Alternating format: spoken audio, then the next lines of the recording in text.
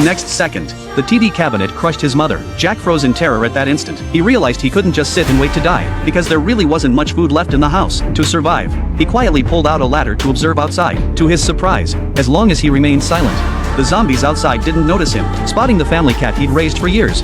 Jack immediately thought of a way to escape. He flung open the door to draw the zombies' attention, while the cat was being chased by the zombies.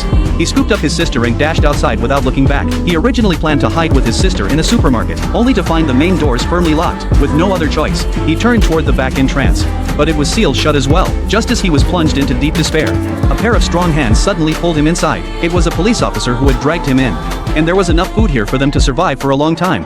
Suddenly, a mutated girl lunged at the glass. She was the officer's daughter. She too had become a zombie after drinking contaminated water. Hearing this, Jack felt immense pain. His own mother had also turned into a zombie. Dan suspected nuclear wastewater might be the cause. To verify his theory, Dan decided to test the water at the town's water treatment plant to prevent accidents. He secured his daughter with barbed wire and slipped out the back door of the supermarket. He drove to the largest local water treatment plant, but as soon as his daughter arrived, she was drawn to the scent of the contaminated water. Like a madwoman, she charged into the reservoir to drink. Seeing this, Dan ignored the danger and pulled her out. At that very moment, a zombie emerged from the water. To protect Dan, Jack frantically fled, drawing the mutated zombie's attention. Though he quickly reached the plant's perimeter, the horde behind him grew relentlessly. Fortunately, Jack's swift legs carried him ahead. Just before the zombies closed in, he dived into the car. Dan then used his daughter as cover to climb aboard. Realizing this was no place to linger, especially with nightfall approaching, Dan had no choice but to leave the siblings in search of shelter. Fortunately, he soon spotted a luxurious villa. He scaled the wall and reached the second floor. He unlocked the door from the inside. Then Dan locked his daughter in a room.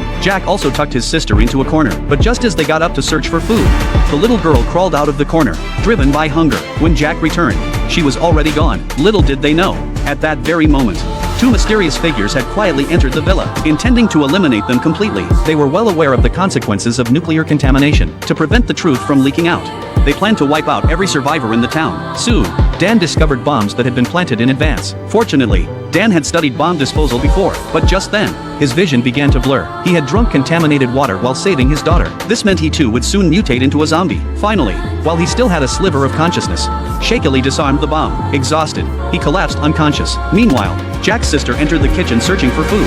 Unaware she'd been spotted by two mysterious figures, what no one could have anticipated was their ruthless intent. They spared not even a newborn infant. They scattered a bottle of virus-laced candy across the floor, signaling for the baby to eat.